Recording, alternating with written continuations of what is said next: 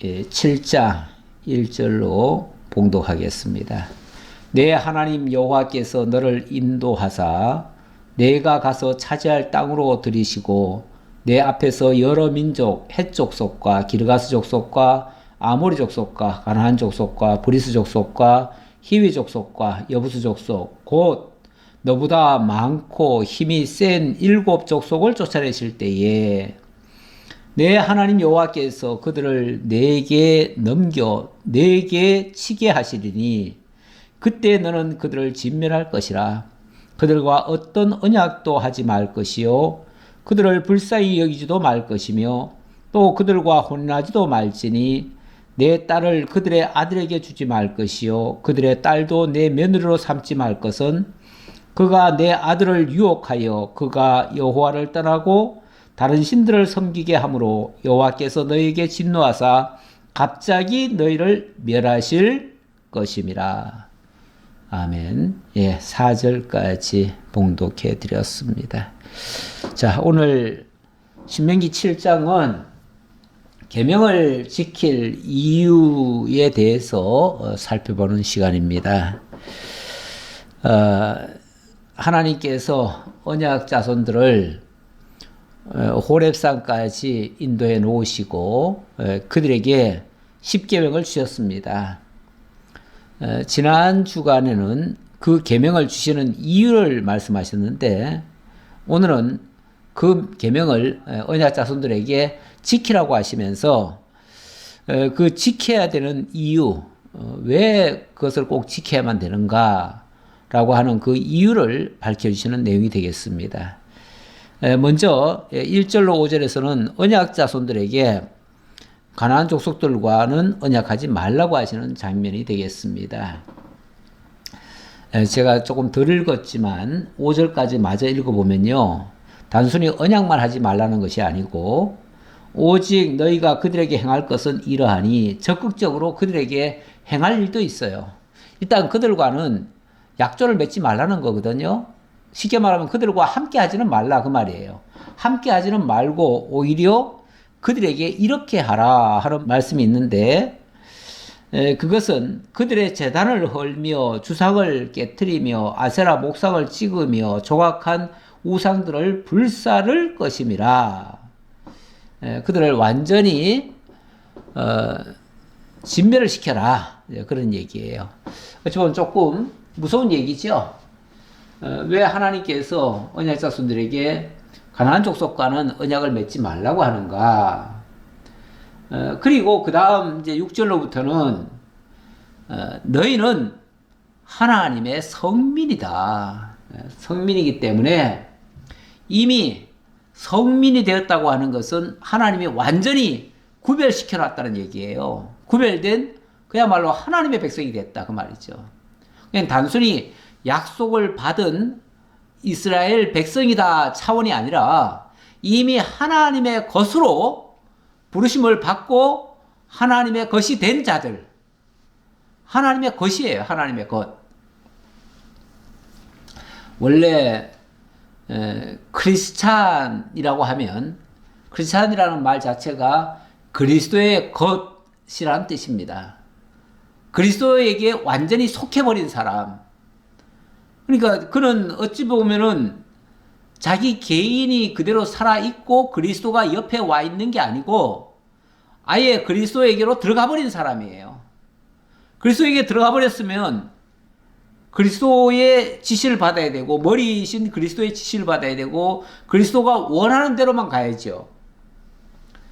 마찬가지예요. 여기 애굽에서 속량한 성민이란 말은 하나님이 애굽에서 건져내 주신 이유가 바로 당신의 것을 만드시려고 그랬다는 거예요. 그랬으니까 그가 다시 이 세상 사람들 어찌 보면은 저 가나안 땅에 7 족속들 그들처럼 속민이 될 수는 없다 그 말이죠. 그리고 하나님께서 반드시 너희들에게 인애를 베푸실 것이다. 인애를 베푸시겠다. 인애 베푼다는 말은 너희들 사랑하마 그 말이죠. 너희들 사랑할 것이다. 그러니까 끝까지 너희와 함께 해주겠다 그 얘기예요.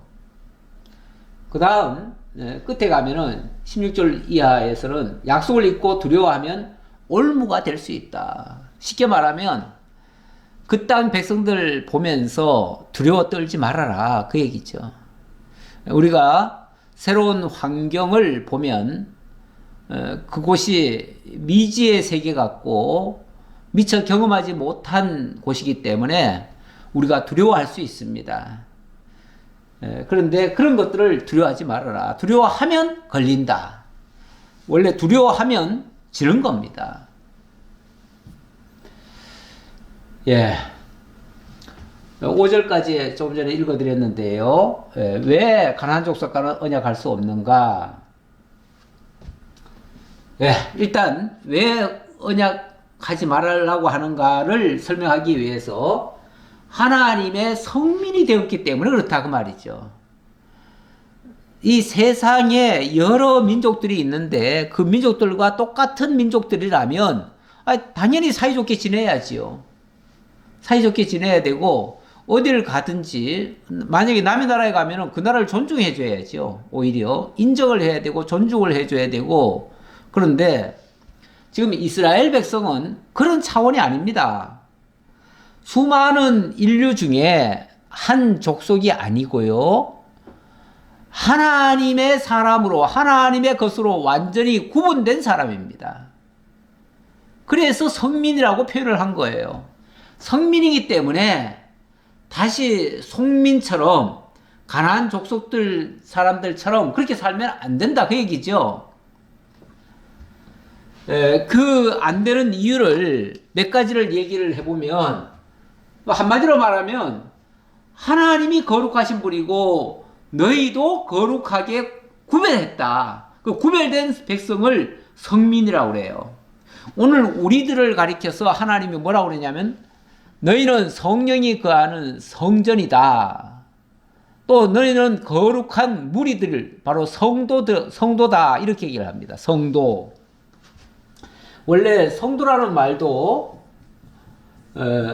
이 거룩한 무리라는 얘기예요. 우리가 하나님이 거룩히 구별해 놓은 무리들이에요. 이렇게 거룩히 구별해서 따로 모아놓은 그런 곳이 바로 교회지요.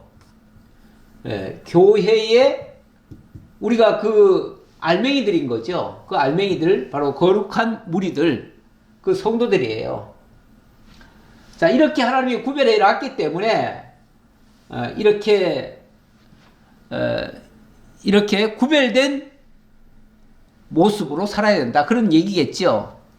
다시 말하면 너희가 거룩하게 살아야 하나님이 구속해 준다, 이런 차원이 아니고 하나님이 너희를 거룩하게 구별해 놨으니까 거룩한 자답게 사는 것이 마땅하다, 그 얘기겠죠.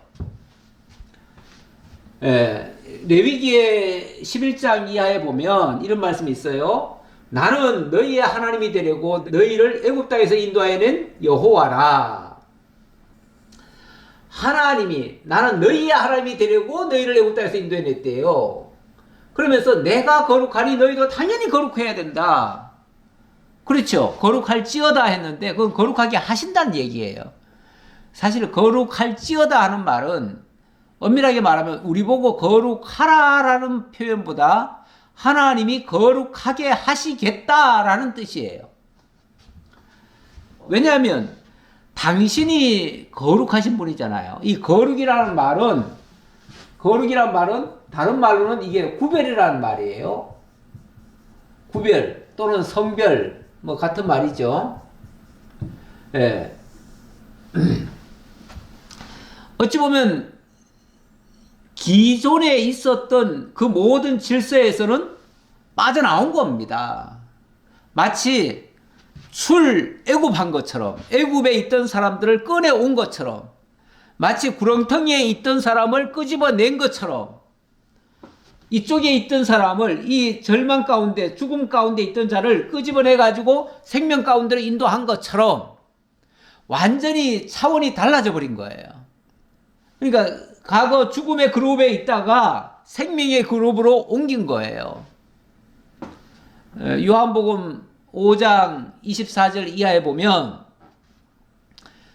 예수를 믿는 사람들은 사망에서 생명으로 옮겼느니라. 이미 옮겼다고 그래요. 옮겼다. 옮겨진 사람들이에요. 출애굽한 사람들이에요. 구속받은 사람들이에요. 거룩히 성별된 사람이에요. 똑같은 얘기예요. 다 같은 얘기인데 왜 그러냐면 하나님이 본래 거룩하신 분이고 그래서 죄악과 함께 거하실 수가 없어요.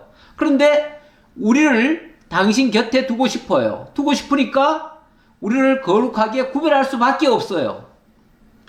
그냥 더러운 채로 그대로 쓸 수는 없어요. 그대로 쓸 수 없기 때문에 거룩히 구별해서 한 거다. 그래서 애굽 땅에서 이끌어낸 것도 그것 때문에 그렇고 그렇게 해서 나는 너희의 하나님이 되려고 그렇게 한 거다. 그래서 그분이 우리의 하나님이 되어주시는 거예요. 그러니 이제부터는 그 무엇이든 간에 예를 들어서 규례도 심지어 음식 먹는 것도 다 거룩하게 구별해야 된다. 이름도 거룩하게 구별해야 된다. 그래서 몇 가지만 찾아보면요. 20장 8절 이하에서는 나는 너희를 거룩하게 하는 여호와이기 때문에 나의 이 규례도 거룩한 자로서 지켜가는 것이다. 그 말이죠. 자, 그 다음에 15절에서 보면 그의 백성 중에서 속되게 하지 말지니 나는 그를 거룩하게 하는 여호와입니다. 속되게 하지 말라. 제가 아까 속인이 되지 말라 그런 표현을 썼는데 성민은 속인이 될 수가 없어요.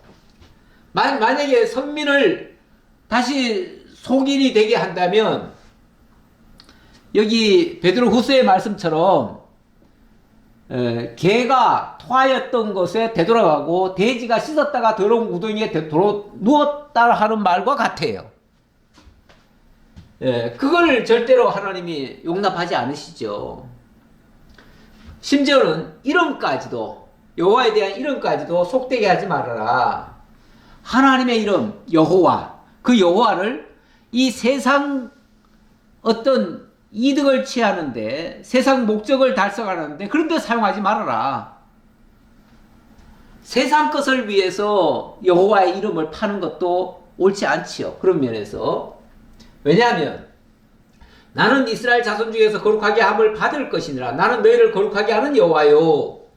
하나님이 거룩하게 구별해 놓기 위해서 여호와라는 이름을 썼지 세상 속에서 우리 이용해 먹으라고 하나님의 이름을 갖다가 이용해 먹으라고 준 적은 없어요. 이용하면 안 되죠. 그런 차원에서 하는 말이고요. 자, 제가 여기 6절로부터 보면은 성민이라고 표현했는데 성민은 속민이 될 수 없다. 사실 좀 전에 설명한 내용과 이어지는 내용입니다. 이어지기 때문에 아까는 왜 언약을 맺지 말라고 했느냐를 설명하다가 보니까 자연스럽게 이 얘기를 먼저 해버렸어요. 그런데 여기 이제 그 구별점을 설명을 하고 있습니다. 일단 선민과 성민 그리고 속민, 제가 속민이라는 표현을 썼으니까 사실은 성경에는 속민이라는 말은 없어요. 그냥 일반인들을, 특히 가나안 족속들을 제가 속민이라고 지금 표현을 한 겁니다. 했는데 왜냐면 차별을 둬야 되니까요. 그래서 했는데 이 선민이란 말은 하나님이 택하셨다는 뜻이지 그가 선민이라고 해가지고 완전히 새롭게 된 피조물은 아니에요. 우리 그리스도 예수 안에서는 우리가 새로운 피조물이 되었다 그러잖아요. 이제부터는 땅에 속한 자가 아니라 하늘에 속한 자라고. 우리가 발을 땅에 디디고 살지만 그러나 우리의 주소는 이미 저 천국에 있고 하나님의 나라가 우리 본향이 돼버리고 이렇게 주소가 바뀌었어요. 그러니까 선민이라고 하는 거는 이제 땅에 있는 자들 중에 택한 자를 선민이라고 얘기하고 성민은 완전히 선민 중에서 하나님의 백성으로 완전히 탈바꿈이 된 사람이에요. 탈바꿈이 된 사람. 그렇게 탈바꿈이 됐는데 끄집어내놨는데 다시 되돌아가면 되겠어요? 안 되죠. 그러니까 가나안 족속들과 만약에 다시 언약을 맺고 그들과 사이좋게 지내버리면 또 그들처럼 돼버리잖아요. 그거는 아까 말한 것처럼 개가 토하였던 것을 도로 먹고 돼지가 씻었다가 도로 그 자리에 눕는 거랑 똑같아요. 하나님이 기껏 그 구렁텅이 있는 자들 끄집어내 놨더니 다시 구렁텅으로 들어가요? 그래가지고 그 구렁텅이 있는 사람들과 같이 어울려 놀아요? 그러지 말라 그 말이죠. 예. 자, 그러면서 6절 다시 보겠습니다. 너는 여호와 내 하나님의 성민이라. 성민, 거룩한 백성이라. 내 하나님 여호와께서 지상 만민 중에서 너를 자기 기업의 백성으로 택하셨나니. 예, 세상에 지상에 많은 인류가 있지만 그 중에서 특별히 너희를 하나님께서 당신 기업의 백성으로 삼으셨다. 당신 기업의 백성. 결국 하나님의 나라 백성으로 삼았다. 그 말이죠. 자, 이렇게 한 것은요, 여호와께서 너희를 기뻐하시고 너희를 택하시면 너희가 다른 민족보다 수요가 많기 때문이 아니니라. 너희가 뭐 민족이 많기 때문에 그렇게 사람이 많은데 얼마나 귀하냐. 그 사람들이 정말 귀해서 백성도 많고 그래서 그 나라가 또 아름답고 그래서 내가 특별히 너희들을 뽑았다. 이렇게 말씀하지 않고요. 오히려 모든 민족 중에 가장 적으니라. 오히려 가장 적대요. 가장 보잘것없다 그 말이죠. 하기야 그렇습니다. 지금 이 시점에서만 봐도 이스라엘 민족은 애굽 땅에서 종노릇하던 사람들이었습니다. 그들이 무슨 힘이 있습니까? 무슨 또 잘난 부분이 있습니까? 애굽에서 종노릇하던 사람들인데요. 노예들인데요, 한마디로. 그들이 숫자가 많았습니까? 물론 숫자를 생육번성했다는 말은 있지만 그래봤자 애굽을 대적할 만한 힘은 안 됩니다. 그러니까 힘이 많아서 하나님이 택하셨다는 말도 안 되고요. 오히려 가장 적다잖아요. 다른 수많은 민족들 중에서는 작아요. 지금도 이스라엘이라고 하는 나라를 우리가 조금 보고 있습니다만은 그 나라 국토만 봐도 되게 작습니다. 전 아랍에서 보면요, 그냥 조그마한 한 지역일 뿐이에요. 뭐 그렇게 잘났다고 그들이 특별히 그렇게 선택을 받았습니까? 그거는 사람에게 뭐가 있어서가 아니라 하나님의 일방적인 택정함이라는 거죠. 택정함인데 그 택정함이 뭐 갑자기 이들 보니까 불쌍해가지고 내가 택해서 내가 데려다가 잘 길러서 잘 키워야 되겠다 이렇게 생각하신 게 아니고 하나님이 이미 만세 전부터 그것을 그렇게 정하셨고 또 조상들에게 맹세한 걸 통해서 그렇게 했대요. 자, 그 말 하느라고 8절 보겠습니다. 여호와께서 다만 너희를 사랑하심으로 말미암아. 요게 만세 전에 사랑하셨다 그 말이에요. 우리 에베소서 1장 3절 이하에 보면 찬송하리로다. 하나님 아버지께서 그리스도 예수 안에서 우리를 사랑하사 우리를 사랑의 대상으로 삼으셨다는 얘기예요. 언제요? 영원한 때 전부터, 창세 전부터, 창세 전에 이 세상 만물이 지어지기도 전에 하나님이 먼저 우리를 당신의 백성 삼으실 계획을 세우시고 인간을 짓기로 작정하셨다는 거예요. 그게 사랑의 대상이에요. 사랑이라고 하는 거는 그 품 안에 있는 걸 사랑이라고 얘기하는 거예요. 그래서 하나님 품 안에 있었다 그 말이에요. 우리가 하나님의 그 성민들은 어느 날 갑자기 성민이 된 게 아니고 하나님의 영원전 사랑에서부터 출발했다 그 말이에요. 그리고 그것이 또 거기서만 끝난 게 아니라 하나님이 일찍이 아브라함을 통해서 그 믿음의 조상들을 통해서 맹세하셨다 그 말이에요. 맹세하셨다. 그렇죠. 이스라엘 백성들을 하나님께서 아브라함에게 미리 약속을 하셨죠. 430년 전에 이 출애굽하기로 그 이전으로 거슬러 올라가면 430년 전이에요. 지금은 또 40년 50년이 지났을 테니까 지금 40년이 지났죠. 40년, 50년이 지났을 테니까 한 70년 정도 지났을 무렵이에요. 그러면 470년 전에 아브라함을 통해서 하나님이 약속을 하신 겁니다. 무슨 약속이요? 그게 맹세예요, 맹세. 내 자손을 하늘의 별과 같이 많게 해주겠다. 내가 너를 복의 근원으로 삼겠다 하시면서 복의 근원으로 삼기 위하여 너희 자손을 생육 번성시키시고, 그리고 이 동서남북 가나안 땅을 너희에게 주고, 그리고 내 허리에서 열왕이 나서 나라를 다스리게 하겠다. 그렇게 말씀하셨어요. 그거는 하나님의 그 영원한 성민 언약에 대한 예표적인 사건들이에요, 그게. 그렇게 하시더니 마침내 그 맹세를 지키려 하심으로 말미암아, 그 말이에요. 그 맹세를 하나님이 지키시려고 자기의 권능의 손으로 너희를 인도하여 내시되 너희를 그 종되었던 집에서 애굽 왕 바로의 손에서 속량하셨나니, 그렇게 하나님이 약속을 해놓고 그 약속을 지키기 위해서 마침내 그 거대한 바로의 세력, 거기서부터 건져내셨다, 그 말이죠. 이게 일반적으로 가능한 일이 아닙니다. 전혀 불가능한 얘기죠. 그런데 하나님이 그렇게 하셨다. 그런즉 너는 알라. 그런즉 뭐 하라고요? 그런즉 너는 알아라. 그런즉 너는 알라.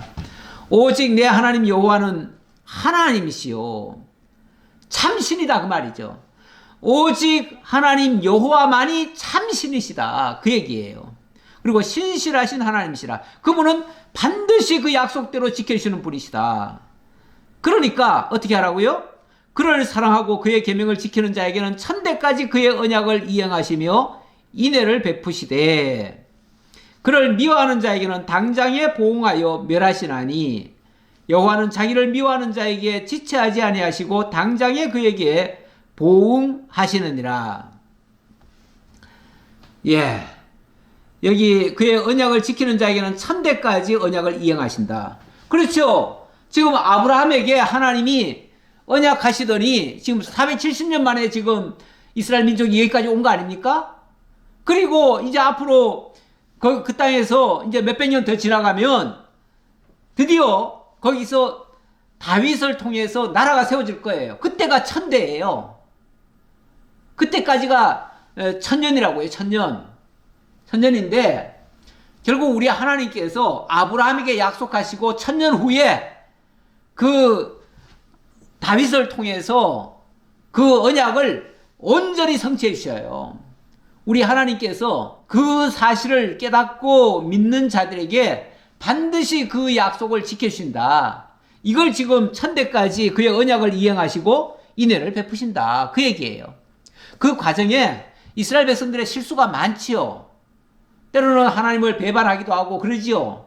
그래도 하나님이 인애를 베푸신다. 그때그때 용서하시고 또 고쳐주시고 이렇게 하신다. 그러나 만약의 경우 완전히 하나님을 떠나버린다면 그때는 하나님이 당장에 보응하시죠. 근데 그게 언제냐면은 그로부터 또 이제 다윗 시대 한참 지나서 한 몇백 년 지나잖아요. 몇백 년 지나면은 이스라엘 백성들이 하나님을 다 깡그리 잊어버립니다. 잊어버리니까 하나님께서 바벨론과 앗수르를 동원해다가 그들을 이끌고 가지요. 그래서 그들에게 하나님이 지체하지 않고 보응하신다, 그 얘기예요. 그런즉 너는 오늘 내가 네게 명하는 명령과 규례와 법도를 지켜 행할지니라.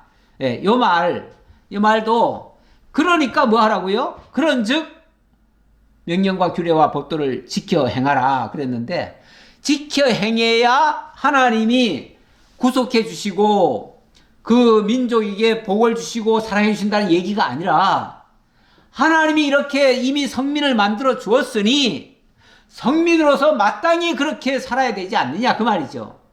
아니 성민인데 하나님 없이 사는 사람들처럼 살아서 되겠느냐, 그 말이죠.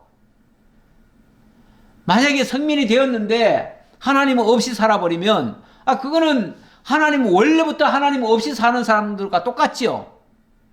그거야말로 정말 토해놓았던 것을 다시 되먹는 것과 똑같아요. 더러운데 그냥 도로 눕는 거랑 똑같아요.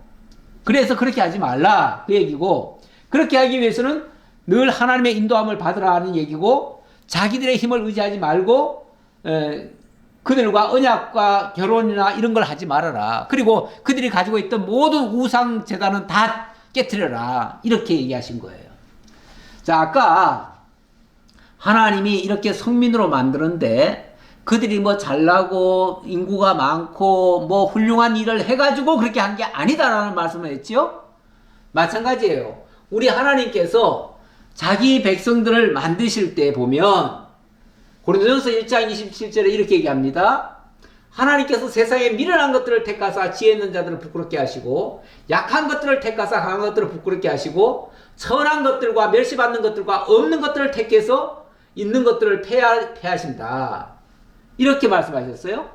이게 하나님이 하시는 방식이에요. 그러니까 우리가 자고하면 안 돼요. 우리가 잘한 것이라고 착각하면 안 돼요. 우리가 해서 하나님이 봐주신 게 아니에요. 그러면 어떻게 하시는 건가? 이렇게 하셔요. 너희는 하나님으로부터 나서 그리스도 예수 안에 있고, 너희는 하나님으로부터 나서 예수 안에 있게 됐다. 우리가 하나님의 예정된 자들이 돼가지고 예수를 믿게 됐다. 그 얘기예요. 예수 안에 있고, 예수는 하나님으로부터 나와서 우리에게 지혜와 의로움과 거룩함과 구원함이 되셨으니, 바로 예수는 그 하나님께로부터 나와서 하나님 사랑의 대상인 우리를 구원해 내셨다 그 말이죠. 우리를 위하여 대속의 제물이 되어주시고 이 모든 사역을 하셨다. 그게 바로 지혜와 의로움과 거룩함과 구원함이 된 거예요. 그러니까 만약에 우리에게서 조금이라도 선한 모습이 나온다든지 뭔가 자랑할 만한 게 있다면, 기록된 바 자랑하는 자는 주 안에서 자랑하라. 함과 같게 하려 함이라. 다시 말하면 너희들 자신을 자랑하지 말고 그렇게 하신 하나님만을 자랑해라. 이 모든 것이 하나님의 작품이다 라는 것을 강조하는 말이에요. 그 다음 12절부터 15절까지 여기는 법도 지키는 자에게 인애를 베푸실 것을 약속하시는 장면입니다. 너희가 이 모든 법도를 듣고 지켜 행하면 내 하나님 여호와께서 내 조상들에게 맹세하신 언약을 지켜 내게 인애를 베푸실 것이라. 예, 그거를 지키면은 하나님이 인애하실 거다. 이 인애 사랑을 하실 거다 그 말이죠. 예. 그런데 여기에 이제 오해 소지가 조금 있지요. 왜냐하면 네가 이렇게 다 지켜 행하면 언약을 지켜 내게 인애를 베푸실 것이다. 모든 법도를 듣고 지켜 행하면 하나님이 맹세하신 대로 언약을 지켜주실 것이다. 아니 우리가 하면 잘하면 맹세하신 대로 해주시고 우리가 잘못하면 맹세하신 것이 무효되나요? 그럼 맹세가 아니죠. 그건 헛맹세죠. 만약에 그렇다면 하나님이 맹세해놓고도 우리 상황 봐서 안 해줄 수도 있겠네요. 물론 이 말 전에 하나님이 뭐 하면 했을 때 너희들이 순종하면 이렇게 해주시고 불순종하면 저렇게 해주시겠다 했기 때문에 불순종하면 망한다고 했거든요. 그랬으니까 그거는 엄밀한 의미에서는 순종과 불순종을 우리 할 때 거기에 따라서 하나님이 대응을 해주시는 게 아니고 하나님이 우리에게 이런 어마어마한 정말 성민이 되게 하시는 이 복을 주셨는데 우리가 때로는 하나님의 말씀을 듣기도 하지만 때로는 우리가 또 세상 걸 따라갈 수도 있잖아요. 그러면은 하나님이 그때는 하나님께서 쉽게 말하면은 징계를 하셔요. 징계하시는 것이 쉽게 말하면 여기서는 그게 망한다 그 소리예요. 망한다. 그러니까 너희가 그래서 요거를 하면이라고 읽지를 말고 할 때라고 읽어도 사실은 문장상으로는 우리가 이해하기는 더 좋습니다. 다시 말하면 너희가 순종할 때는 하나님이 이렇게 정말 복을 주셔서 너희를 이렇게 사랑해 주시고 너희가 만약에 불순종할 때에는 그때는 하나님께서 이런 진노가 있을 것이다. 그런 말씀과 같다 그 말이에요. 그거는 조건에 따라서라기보다는 하나님이 해주셨다는 사실을 기억하고 있을 때는 당연히 그 사랑 안에 있지요. 그러나 만약에 너희가 잊어버린다면 하나님 그걸 깨우쳐 줘야 될 거 아니에요. 깨우쳐 주기 위해서라도 너희를 진노 가운데 둘 것이다. 그렇다고 해가지고 너희를 완전히 멸망시킨다는 얘기는 아니다. 요게 이제 달라요. 그래서 어쨌든 지금 이 이스라엘 민족을 향해서 하나님이 당신의 인의 대상이라고 얘기를 합니다. 인의 대상인데, 그러면 이 인애를 받는 것이, 다시 말하면 법도를 지키는 것이 인의 조건인가? 아니면은 인의 베푸심을 기억하게 하는 방편인가? 저는 이 후자라고 봅니다. 당연히 인의 베푸심을 기억하게 하기 위해서, 하나님이 우리를 이렇게 사랑했다, 내가 너희를 이렇게 사랑했다, 그걸 기억하게 하려고 지키게 한다, 그 말이죠. 그렇게 보시는 게 맞습니다. 예. 자, 조금 더 읽어볼까요? 곧 너를 사랑하시고 복을 주사 너를 번성하게 하시되 내게 주리라고 내 조상들에게 맹세하신 땅에서 내 소생에게 은혜를 베푸시며 내 토지 소산과 곡식과 포도주와 기름을 풍성하게 하시고 내 소와 양을 번식하게 하시리니. 보세요. 하나님이 뭐 하시려고요?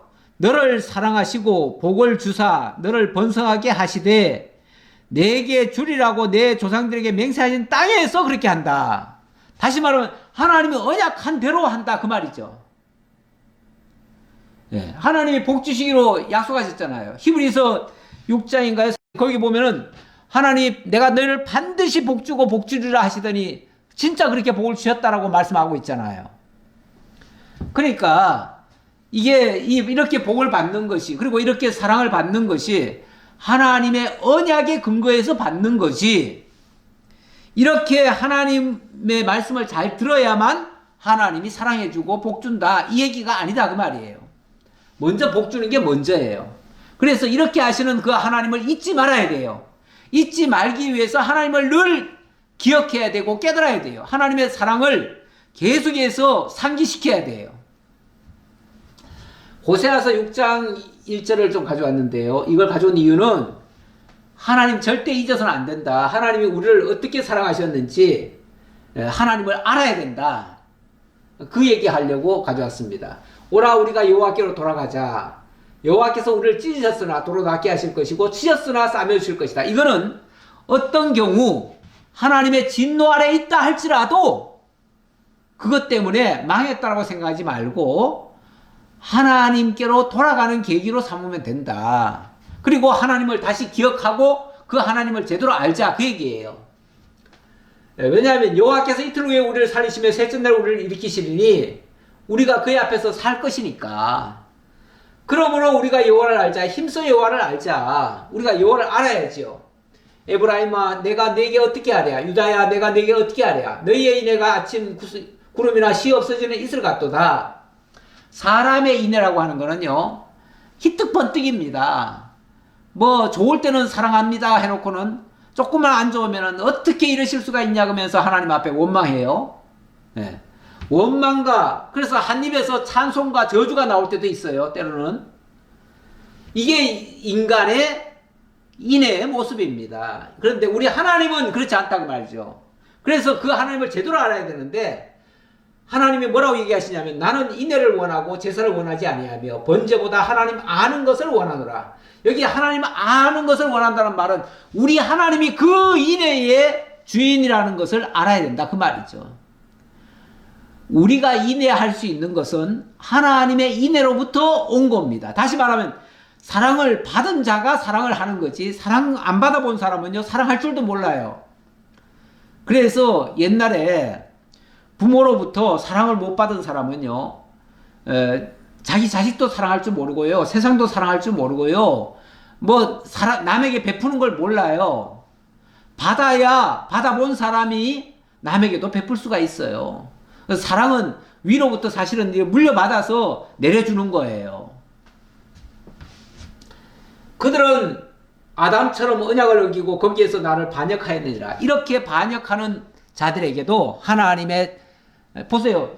이들이 다 반역했다고 하잖아요. 반역했지만 하나님이 인애를 원하고 하나님이 그 인애를 주시기를 원하신다 그 말이죠. 너희를 회복하시기를 원하신다 그 말이에요. 그러니까 너희도 날 사랑하라 그 말이에요. 너희가 내게로 돌아와야 내가 너희를 사랑해 줄 텐데 너희가 안 돌아오면 내가 어떻게 사랑해 주냐. 그러니까 돌아와라 이 얘기하는 거죠.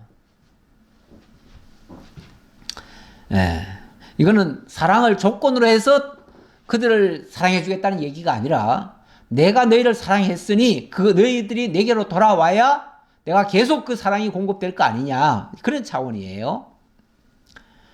여호와께서 또 모든 질병을 내게서 멀리하사 너희가 아는 애굽의 질병에 악질에 걸리지 않게 하시고 너를 미워하는 모든 자에게 걸리게 하실 것이라. 내 하나님 여호와께서 내게 넘겨주신 모든 민족을 내 눈이 긍휼히 여기지 말고 진멸하며 그들의 신을 섬기지 말라. 그것이 내게 올무가 되리라. 만약에 다시 그들과 사이좋게 지낸답시고 하다 보면 오히려 올무에 걸린다 그 말이에요. 그래서 16절부터 26절에서는 약속을 잊고 만약에 두려워한다면 올무가 될 수 있다라고 경고하는 장면이에요. 네가 혹시 심중에 이르기를 이 민족들이 나보다 많으니 내가 어찌 그를 쫓아낼 수 있으리요 하리라마는 그들을 두려워하지 말고 내 하나님 여호와께서 바로와 온 애굽에 행하신 것을 잘 기억하되. 일단은 무엇을 보고 두려워만 하면 안 됩니다. 두려워하는 마음은요 모든 걸 약하게 만들고 굴복하게 만들고 결국은 엉뚱한 짓을 하게 만들어요. 네. 원래 사람이 왜 두려워하죠? 이 두려워한다고 하는 거는요 뭔가 확신이 없기 때문에 그래요. 다시 말하면 참 실존이신 우리 주 하나님을 알지 못하는 사람은 두려워할 수밖에 없습니다. 원래 인간이 처음에 하나님께로부터 지음받아가지고 하나님과 함께 있을 때는 아무런 두려움이 없었습니다.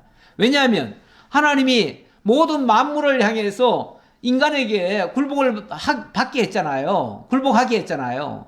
그래서 인간이 모든 만물에 다 동식물에 다 이름을 지어줬잖아요. 그거는 인간의 지배 아래 있으라 그 말이에요. 그러니까 당연히 인간이 만물의 영장이 되는 거죠. 그런데 인간이 그만 하나님의 뜻을 저버리고 하나님같이 되려고 하다가 선악을 알게 하는 나무의 열매를 먹고는 그만 타락을 해버렸어요. 타락한 다음에 하나님이 두려워서 자기 스스로 숨어버렸죠. 자기가 숨었어요. 원래 죄라고 하는 게 이렇게 사람을 두렵게 만듭니다. 그래서 그 뒤로 죄인된 이 모든 인간들은 두려워서 벌벌 떨어요. 나중에 가인이나 또 라멕 시대 때 보면요 얼마나 두려운지 어디 나가지도 못해요. 나가면은 사람들이 죽일까봐 겁이 난다 그러고, 그래서 어디 가가지고는 성을 쌓고 성 안에 무기를 만들어 놓습니다. 그리고는 자기를 건드리는 자는 무자비하게 죽여버리겠다고 아주 엄포를 놓지요. 완전히 독재자가 돼가지고 완전히 무시무시한 짓을 하지요. 그리고 자기는 또 쾌락을 즐깁니다. 왜냐하면 그게 두려움에서 해방받기 위해서 그래요. 그래서 하는 것이 스스로 쾌락을 즐기는 것이 뭡니까? 음식물 중에서 마약류 또는 술 뭐 이런 것들, 그런 것들이 사람을 기분 좋게 하잖아요. 그 기분 좋게 하는 걸로 자기를 위로하는 거죠. 이거는 하나님을 못 만난 자들이 그 두려움을 떨쳐버리려고 하는 짓들이에요. 짓들인데 그걸로도 안 되면요 뭘 하냐면 신을 만들기도 합니다. 왜냐하면 자기를 보호해 줄 신이 필요해요. 그래서 예를 들어서 저 들판에 굉장히 무서운 게 있었는데 막 예를 들어서 천둥이 친다. 그러면 두렵지요? 그 두려움을 뭘로 극복할까? 나를 도와줄 뭘 찾아야겠다 해가지고 예를 들어서 큰 바위가 있다든지 큰 산이 있으면 그걸 신으로 만들어 놓는 거예요. 아니면은 그거조차 없으면은 자기가 뭘 깎아서라도 만들어 놔요. 그래가지고 자기의 분신처럼 여기고 네가 나를 지켜달라 하고 거기다가 빌고 거기다가 재물을 갖다 바치고 이렇게 합니다. 예, 그게 이제 거기에 대한 설명이 로마서 1장 21절에 나오는데요. 이게 일종의 종교의 발생입니다. 종교가 다 여기서부터 발생이 되는 거예요. 만물에 대한 두려움을 극복하기 위한 방편으로서 이렇게 타락해가지고 결국은 자신을 보호할 절대자를 찾는데, 그래 놓고 정 없으면은 자신이 만들어 놓고 가상의 신에게 복종을 하지요. 자기가 만들어 놓고 자기가 복종해요. 사실은 제일 어리석은 모습인데, 인간이 하나님을 못 만나면 이렇게 됩니다. 참신을 못 만나면 이렇게 돼요. 로마서 1장 21절에 보면 인간이 이렇게 변했어요. 하나님을 알 때 하나님을 영화롭게도 아니하고 감사하지도 않고 오히려 생각이 허망해지고 미련하는 마음에 어두워졌대요. 모든 인류가 쉽게 말하면 마음이 다 어두워져 가지고 하나님을 발견 못하는 거예요. 그러니까 계속 두려운 마음이 있지요. 예, 그래서 하나님의 영광을 썩어질 사람과 새와 짐승과 기어다니는 동물의 모양을 우상으로 바꾸느니라. 이걸 하나님이 내어버려 뒀대요. 내어버려 두니까 이는 그들이 하나님의 진리를 거짓 것으로 바꾸고 피조물을 조물주보다 더 경배하고 섬김이라. 이렇게 이게 우상숭배입니다. 이렇게 우상숭배로 다 변질이 되더라 그 말이죠. 예, 마저 읽겠습니다. 17절. 네가 혹시 심중에 이르기를 이 민족들이 나보다 많으니 내가 어찌 그를 쫓아낼 수 있으리요 하리라마는 그들을 두려워하지 말고 내 하나님 여호와께서 바로와 온 애굽에 행하신 것을 잘 기억하되, 잘 기억하라. 하나님이 너희를 어떻게 여기까지 인도해 왔는지 그걸 그거 말이죠. 그거 기억하면 두려워 떨 게 하나도 없습니다. 그걸 모르면 두려워 떨어요. 우상에게 절할 수밖에 없어요. 근데 우리 하나님이 언제 우리가 강해가지고 승리하고 이렇게 이스라엘 민족이 강해가지고 승리하고 여기까지 왔습니까? 아니잖아요. 가장 약하지만 하나님이 놀라운 능력으로 이끌어 들으신 거 아닙니까? 예. 그러면서 19절입니다. 내 하나님 여호와께서 너를 인도하여 내실 때에 내가 본 큰 시험과 이적과 기사와 강한 손과 편팔을 기억하라. 내 하나님 여호와께서 내가 두려워하는 모든 민족에게 그와 같이 행하실 것이요. 내 하나님 여호와께서 또 왕벌을 그들 중에 보내어 그들의 남은 자와 너를 피하여 숨은 자를 멸하시리니. 우리 하나님이 이끌어내실 때요, 왕벌까지 활용을 하셨대요. 왕벌을 활용하셨대요. 제가 여기 출애굽기 19장 4절부터 말씀을 좀 인용을 하려고 가져왔는데요. 결론적으로 말씀드리려고 가져왔는데, 여기 보면 내가 애굽 사람에게 어떻게 행하였음과 내가 어떻게 독수리 날개로 너희를 업어 내게로 인도하였음을 너희가 보았느니라, 이렇게 말씀하십니다.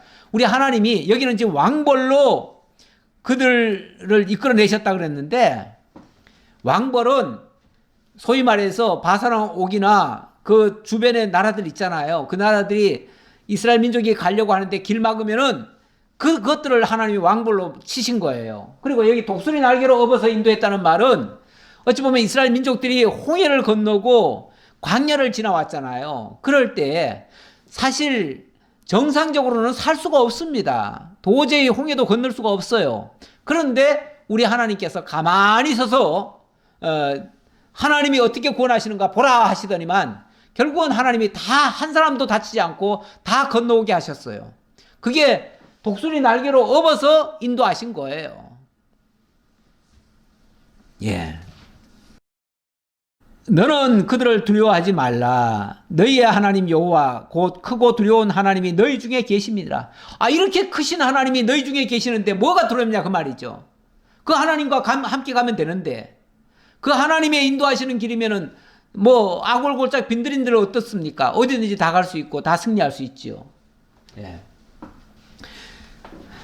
그리고 내 하나님 여호와께서 이 민족들을 내 앞에서 조금씩 쫓아내시리니 너는 그들을 급히 멸하지 말라. 들짐승이 번성하여 너를 해할까 하노라. 근데 아까는 그들을 멸절시키라고 하면서도 한꺼번에 하지는 말고 차츰차츰 하라 그래요. 왜냐하면 한꺼번에 다 내쫓아버리면은 그 다음부터는 이제 사람이 없으니까 들짐승들이 와가지고 판을 칠 거 아니에요? 그것도 적절하게 대처를 하기가 힘들지요. 그러니까 어떤 면에서 세상 사람들, 속인들을 놔둬가지고 속인들로 하여금 세상 나라를 좀 이렇게 안정을 시키고 질서를 만들어 놓게 만들고 그 다음에 너희들은 지배하면 된다. 그 얘기죠. 우리 하나님이 이렇게 지혜로우신 분이에요. 내 하나님 여호와께서 그들을 내게 넘기시고 그들을 크게 혼란하게 하여 마침내 진멸하시고 마침내 진멸하시고 때가 되면 하나님이 그들을 제거하실 거예요. 그러니까 너무 급하게 서두르지 말고 대적이 있다고 해서 두려워하지도 말고 그들이 쉽게 안 물러간다고 해가지고 급하게 서두르지도 말고 하나님 기다리면서 하나님이 지금까지 인도해 오신 것처럼 앞으로도 인도해 가실 거라고 하나님 곁만 떠나지 아니하고 하나님과 함께하면 하나님이 반드시 그들을 완전히 진멸할 것이니 이 말이죠. 그러니까 너희들은 그렇게 했을 때 너는 그들이 조각한 신상들을 불사르고 그것에 입힌 은이나 금을 탐내지 말며 취하지 말라. 내가 그것으로 말미암아 올무에 걸릴까 하노니 이는 내 하나님 여호와께서 가증히 여기시는 것입니다. 만약에 그렇게 했을 때 이스라엘 민족이 그들을 이제 점령을 했을 거 아니에요? 점령을 했는데 그들께 너무 좋아 보여요. 너무 좋아 보이니까 아이고 다른 건 다 버려야 되지만 원래는 하나님이 다 버리라고 한 거거든요. 다 버리라고 했는데 아유 이건 아깝다. 이거는 내가 갖다 놓고 내가 써야지. 하다 보면 그것의 올무에 걸린다 그 말이죠. 사실은 세상에서 좋아하던 것들이 뭐 좋은 게 있겠습니까? 물론 좋아 보이는 게 있겠죠. 있겠지만 그거를 좋아할 이유는 없다 그 말이죠. 우리 하나님께서 이렇게도 말씀하셨어요. 세계가 다 내게 속하였나니 너희가 내 말을 잘 듣고 내 언약을 지키면 너희는 모든 민족 중에서 내 소유가 되겠고 아까 하나님의 것 그게 하나님의 소유란 얘기예요. 하나님의 것, 하나님의 사람, 하나님의 백성, 성민 똑같은 얘기예요. 자 그렇게 되면 너희가 내게 대하여 제사장 나라가 되며 거룩한 백성이 되리라. 거룩한 백성, 성도, 성민 될 것이라. 너는 이 말을 이스라엘 자손에게 전할지니라. 이렇게 하나님이 해주시겠다고 약속을 하신 거예요. 그 약속대로 해줄 거니까 그렇게 해주거들랑 그들에게 그들이 가지고 있던 것을 좋아하지 말아라 그 말이죠. 하나님이 이렇게 해줄 건데 하나님이 얼마나 큰 계획을 가지고 계십니까? 너희로 하여금 모든 민족 중에서 하나님의 성민이 되고 제사장 나라가 되고 거룩한 백성이 되고 모든 나라를 섬기는 나라가 될 건데 아니 그 가나안 땅에서 그 취한 거 그거 진짜 그런 것들을 좋아하면 되겠습니까? 거기에 함몰되면 되겠습니까? 하나님이 이끌고 가고자 하는 대로 따라가야지. 아이고 여기가 좋사오매 하고 여기 주저앉아 버리면 안 된다 그 말이죠. 아무리 세상께 좋아 보여도 그러면 안 된다. 그리고 절대 두려워하지 말라. 왜냐하면 하나님이 왕벌을 내 앞에 보내리니 그 벌이 히위 족속과 가나안 족속과 헷 족속을 내 앞에서 쫓아내리라. 이렇게 말씀하시는 것처럼 왕벌이라고 하는 거는요 숫자가 많은 게 아닙니다. 그 작은 벌 한 마리 아닙니까? 그런데 그 벌이 수많은 사람을 죽일 수도 있어요. 그 워낙 그 강한 독벌이라서 우리 하나님이 하신 것이 그렇습니다. 하나님이 이스라엘 민족이 그 약속의 땅 가나안에 들어갈 때 또는 들어가서 그 대적들을 물리칠 때 보면 숫자가 많아서 이긴 게 아닙니다. 그 상대가 약해서 이긴 게 아닙니다. 오히려 상대는 너무너무 강하고요. 이스라엘은 정말 메뚜기처럼 약했어요.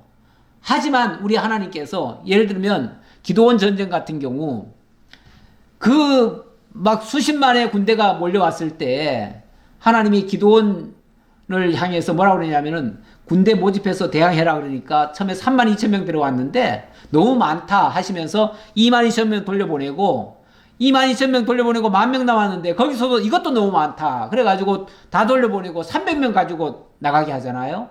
그러더니 300명으로 그 수십만 군대를 물리쳐요.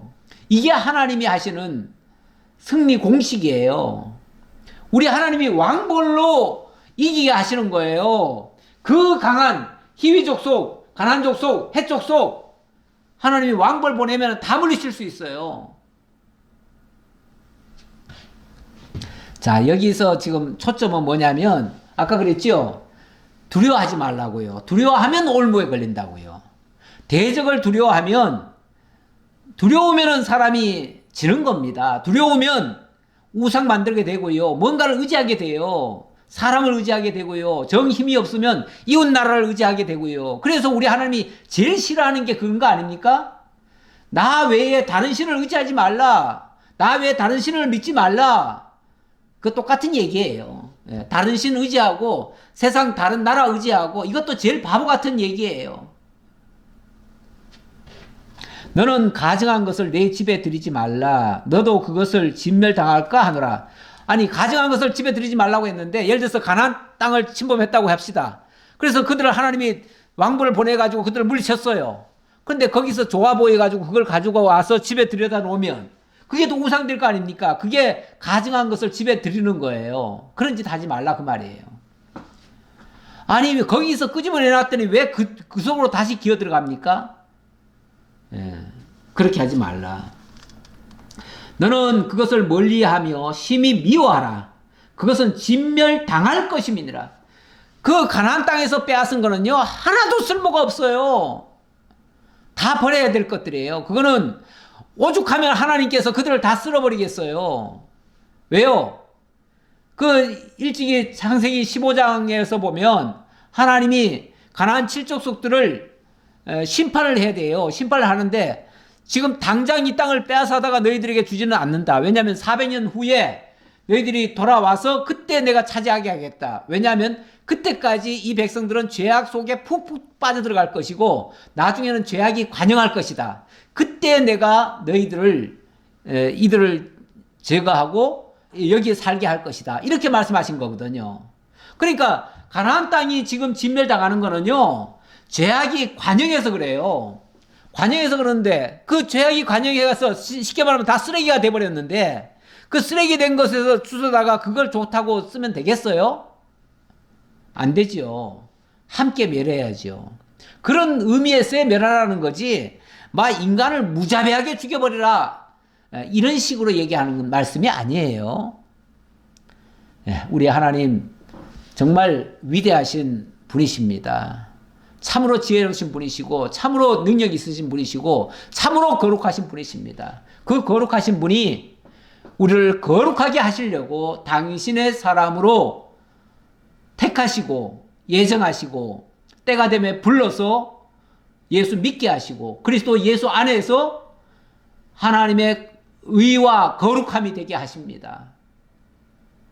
우리는 그 감사함으로 이제 그 하나님을 사랑하고 그 하나님의 계명을 순종하는 겁니다. 이제는 구약의 율법 계명이 아니라 그리스도의 법, 새 계명을 따라서 서로 사랑하며 정말 하나님 사랑하며 이웃 사랑하는 그게 바로 하나님의 인애 아닙니까? 그 인애를 우리에게도 하나님이 원하신다. 그렇게 말씀하시잖아요.